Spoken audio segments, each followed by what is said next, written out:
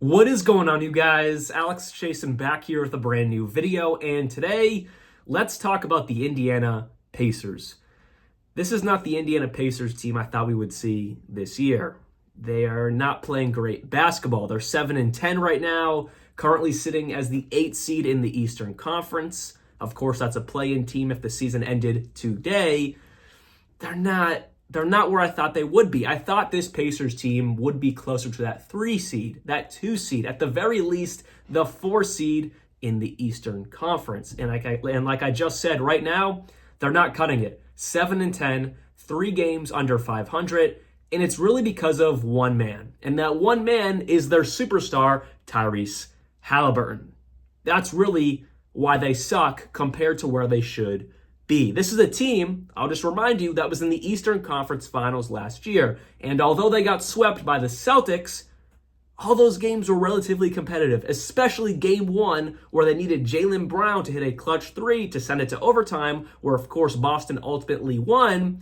But the Pacers were in that first game, and they really were in each of those games in that series. And I mention that because it's the same exact team this season. So they have no excuse to be a lot worse this season, and it's because of one man, that being Tyrese Haliburton, not playing to a superstar level at all this season. In their last 7 games, they have lost 5 of them, losing to the Magic, losing to the Heat, then beating the Heat, losing to the Raptors, losing in a terrible fashion to the Rockets, especially for Tyrese Haliburton, who had a terrible game, and then they lost to the Milwaukee Bucks, and then last night, as they should, they beat the Washington Wizards. And then tonight, this video will be uploaded around tip-off of this game. So if you're watching this, you either are watching this game or know the score, or you already know the outcome of what happened in this game if you're watching it tomorrow or days after. But they play the Pelicans. And this is a Pelicans team that is well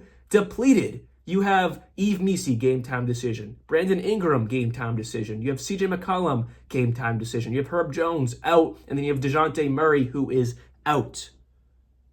Not many guys will be ready for this Pelicans team. And then, of course, Zion Williamson is going to be out. He's going to be out for an extended period of time. He's not even on the injury report because he's going to be out for so long. The Pacers should win this ball game, but I would not be surprised if they don't. And I want to put this out there. It's really only because of Tyrese Haliburton. The rest of this team is playing well. But when you have your superstar only giving you 16 points per game, shooting 38% from the field, shooting 30% from 3, which he's actually brought that up just a tad. He was under 30% for really this entire year. You're not going to win many ball games. Tyrese Haliburton is having lows in every statistical category pretty much for his time in Indiana. He averaged 17 points per game his first season in Indiana, then up to 20, and then 20 again, and now it's down to 15.8. 15.8. And, if he was averaging, 15.8, let's just say 16 points per game, but he was shooting the ball amazingly, averaging, 12-plus assists a game, I really wouldn't be complaining. And, of course, it was leading to wins, but it's the fact that he is shooting career lows of 30% from 3 and 37% from the field. Those are terrible numbers, and they're all career lows by a mile. They are career lows. Tyrese Haliburton is struggling to shoot the ball, and I never brought up his form as an issue to his game because although his form is extremely ugly, he was always hitting the threes. He was always making his shots. So why would I knock someone for shooting the ball extremely weird if he was making his shots? But now I'm going to knock his form. His form sucks, and he's not making his shots. So I don't know if it's finally a mechanical issue that caught up with him, or he's in a really bad slump that has now lasted almost 20 games, almost a quarter of the season. And like I said, it's really only Tyrese Haliburton that has them under 500, because if you look at the rest of this team, they're shooting the ball great. The other stars of this team, like Pascal Siakam, 55% from the field, 45% from 3. Bennedict Mathurin, who has his PPG up to almost 19 points per game, 50% from the field, 42% from 3. Or Myles Turner, almost 50% from the field and 42% from three. The other stars of this team are doing their job, and that's really what's keeping them relatively afloat in the standings right now. And that's what has them as a 7-10 team, is because of those other three stars carrying the load. And also, the entire team is carrying the load. They are still averaging 114 points per game, which ranks them 11th. It's not the number one where they were last year. Last season, they averaged, 121 points per game, which was by far the best in the league. They're still top 15. They're still averaging some of the most points in the league. It's just not that top echelon because you have Tyrese Haliburton who can't hit it in the bucket. On top of that, there's still some relatively good news here for this Pacers team. They're averaging the third highest shooting percentage in the entire league at 48.7%.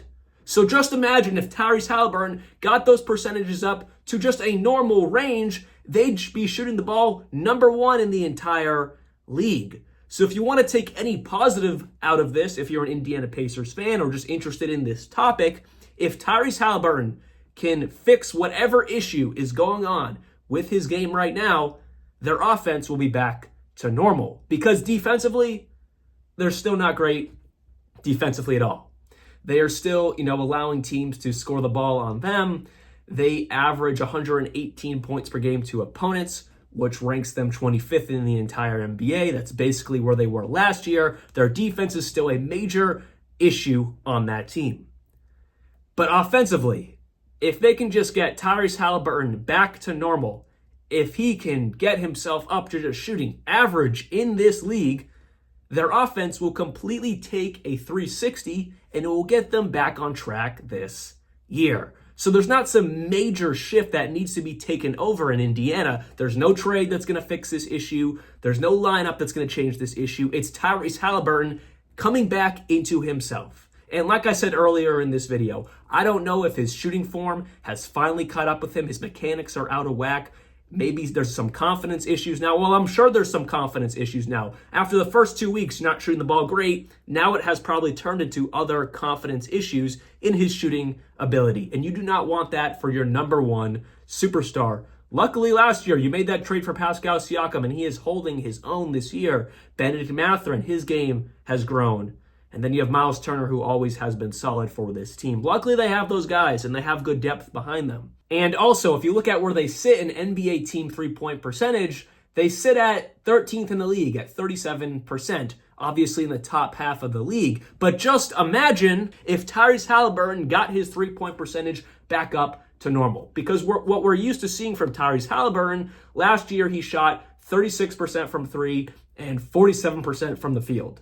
If he just got those numbers up to what he did last year, they would be top echelon in every single statistical offensive category. Defensively, absolutely not. That still is going to be a major Achilles heel for this team.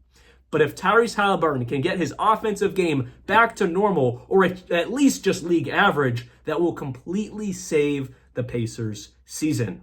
And when I say that, it's going to save their season to still be competitive. Because as of right now, they're a play-in team, and that's not where they should be. They are much better than that. So in my opinion, pretty much all of the Pacers' struggles so far this year really gets put on the shoulders of Tyrese Haliburton. Of course, you have some other guys on this team that are struggling a bit, like Andrew Nembhard, but he doesn't have as much pressure on him like your number one star in Tyrese Haliburton. And when you have your other three stars, that being Pascal Siakam, Bennedict Mathurin, I think you can now put in that conversation, and Myles Turner playing really good basketball, and pretty much everyone else is as well, as you saw when we talked about those statistical categories. If Tyrese Haliburton can just become what he always is, or at least pretty darn close, all of those issues go out the window. Again, I'll reiterate it. Defensively, that is still a major issue in Indiana. That is something that has to be fixed if they really want to be a championship team. But their offense, it can be championship level. We've seen it be championship level for a whole year last year. But as of right now, the man that makes this offense so top tier and almost championship level in Tyrese Haliburton, he's not cutting it in any way, shape, or form. And a closing thought I literally just thought of right now. Does being benched and nearly not playing at all in the entire Olympics, has this affected him coming into this season?